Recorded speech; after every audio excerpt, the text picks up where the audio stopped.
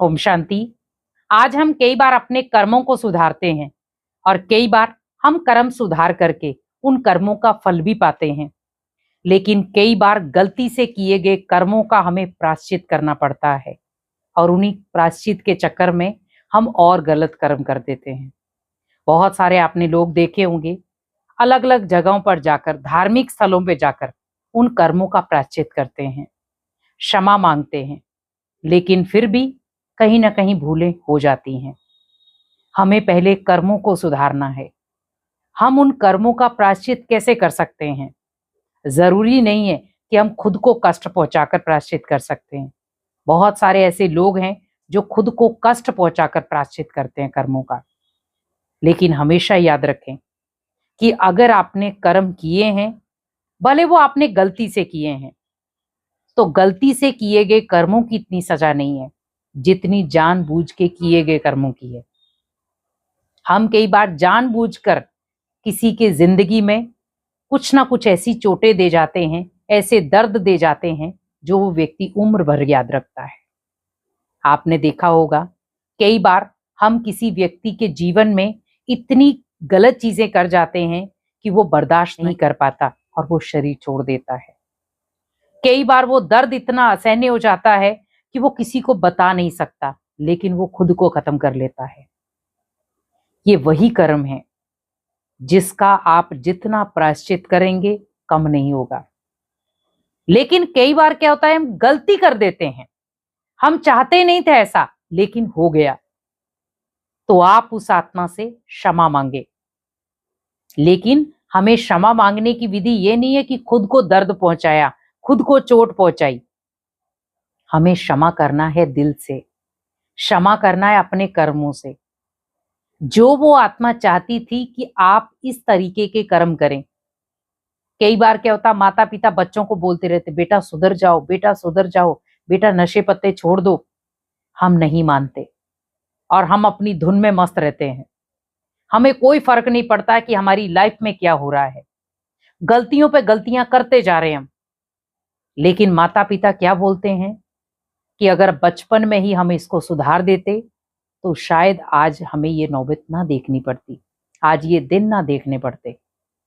और कई बार वो गलती हो जाती है। कोई माता पिता नहीं चाहते कि हमारी जो बच्चे हैं वो आगे जाकर गलत संगति के शिकार हो जाएं।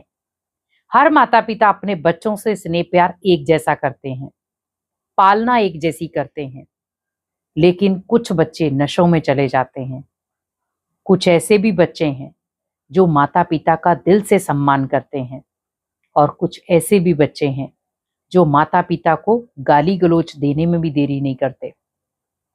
आज समाज की हालत ऐसी हो गई, दुनिया की हालत ऐसी हो गई कि जहां पर पहले माता पिता से बच्चा डरता था और आज बच्चों से माता पिता डर रहे हैं कि कहीं ये हमारे ऊपर हाथ ना उठा दे, कहीं पर ये हमें गाली ना दे दे, कहीं ये किसी के सामने हमारा अपमान ना कर दे। और माता पिता ओनली चुप किस चीज में रहते हैं कि हमने गलती की है तो हमें सहन करना पड़ेगा। वो किसी भी चीज का प्रायश्चित नहीं कर पाते और बच्चा बार बार उसको चोट पहुंचाता रहता है। हमेशा याद रखें, अगर माता पिता आपके सहन कर रहे हैं आपकी बातों को, तो याद रखें एक दिन आपका भी आएगा जब आपको वही दर्द सहन करना पड़ेगा, लेकिन आपके पास कोई नहीं होगा। तब हमारे मन में क्या होगा, हमने भी अपने माता पिता के साथ ऐसा किया है जो आज मुझे ऐसा मिल रहा है। क्योंकि आप जो भी कर्म कर रहे हैं उसका रिटर्न कहीं ना कहीं आपको मिलेगा। क्योंकि हर कर्म अपना हिसाब किताब लेना जानता है। हर कर्म अपनी सजा और फल पहले से डिसाइड रखता है।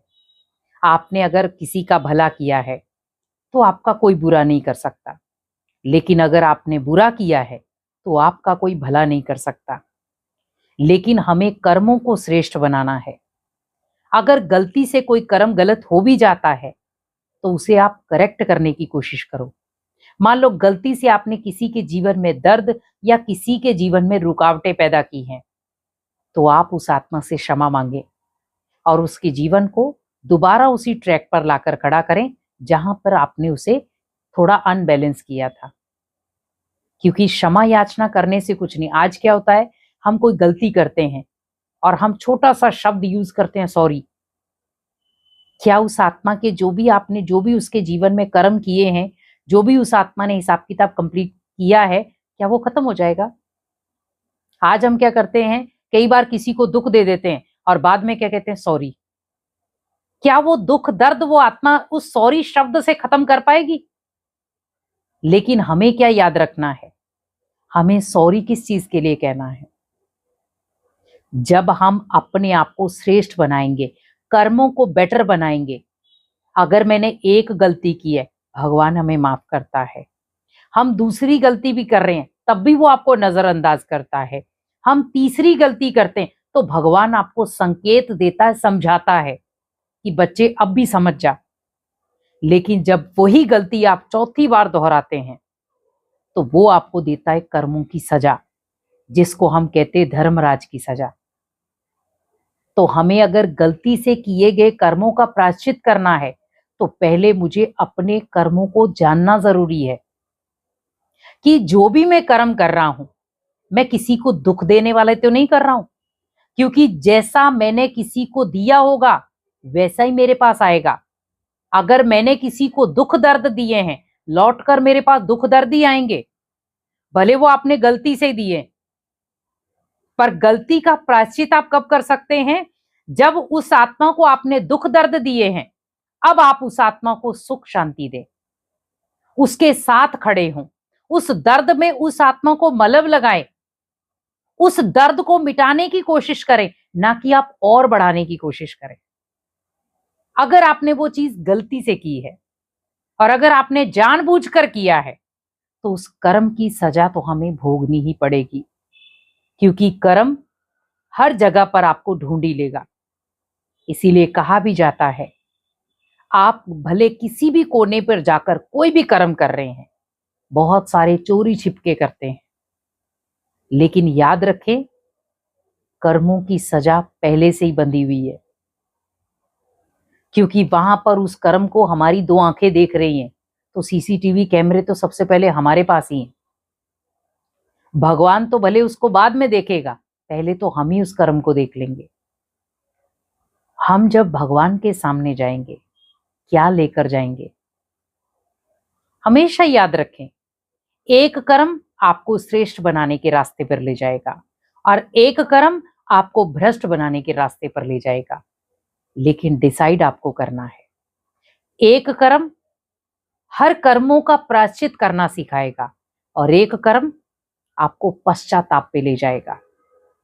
तो अगर हर कर्म का, अगर आपने गलती से कोई कर्म कर भी दिया है, उसका आपको प्रायश्चित करना है, तो जिस भी आत्मा को आपने दुख दर्द दिया है, उसको रिटर्न में सुख शांति दें, उसे ब्लेसिंग्स दें, दुआएं दें, शक्तियां दें, बल दें और इसके सहयोगी बन जाए, ताकि वो अपने दुख दर्द को इजीली खत्म कर पाए।